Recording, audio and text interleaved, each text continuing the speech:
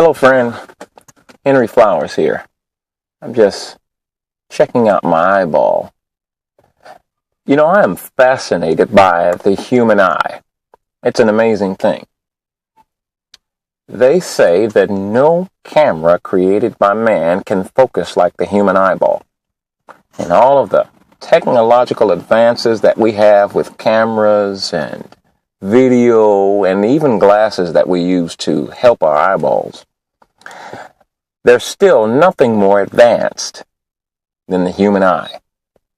But there's one thing in particular that I notice about the human eye, that if you stand close enough to somebody and you get close enough to their eye, you can begin to see yourself in their eyeball. Isn't that cool? See, all you need is just a little bit of light and get close enough to their eyeball.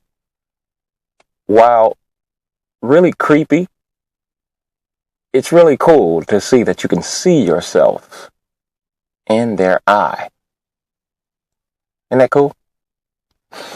And so I began to think about this concept about seeing myself in my brother's eye.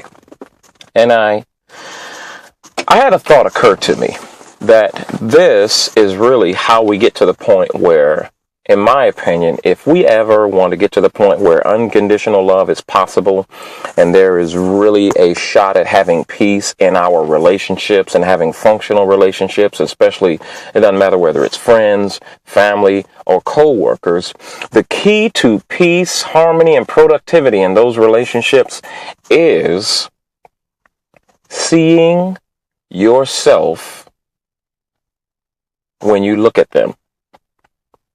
Yeah, so let me give you a real example. The next time you're driving down the road and the car cuts you off, we know the immediate response. We want to give them the one-finger salute. Not that one, actually, because really what we're doing is we're telling them, hey, you're number one. That's what it means. No, and we get the anger, and man, road rage is real, and sometimes people will take off after you, and you want to go after them and try to run them off the road. It's crazy the things that people will do in a flash of anger while driving. But here's one thing that I learned to do that began to help me if we want to get about the business of having peace in our own minds is, you know what? The next time somebody cuts me off in traffic, I'll say, is that what I look like when I cut people off in traffic? The next time somebody on your job says something that infuriates you, before you respond, ask yourself this question. Wow. Is this how other people feel when I said things offensive to them? And then the next time you're home with your spouse and they do that thing that you hate it when they do. You know how you are, wives. Your husband leaves the toilet seat up and you get up in the middle of the night and you fall off the toilet, off the throne. You hate it. And as you pick yourself up, you're angry, you're startled, you're scared, a whole bunch of stuff, and you're trying to, it's just a bad moment. Before you start to yell and before you go in there and pull the covers off of him and pour water on his head, don't do that. Ask yourself,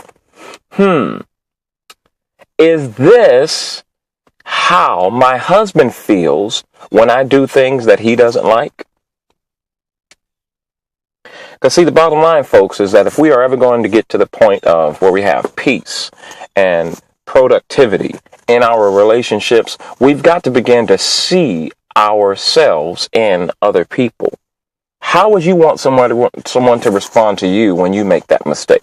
How would you want someone to respond to you when you said something without thinking about it? How would you want somebody to respond to you when you came into work late?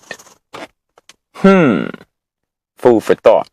Henry Flowers here, helping you understand that in order to get to the point where we get ridiculous, awesome results out of our lives and out of our relationships, we've got to understand the need to see myself in my brother.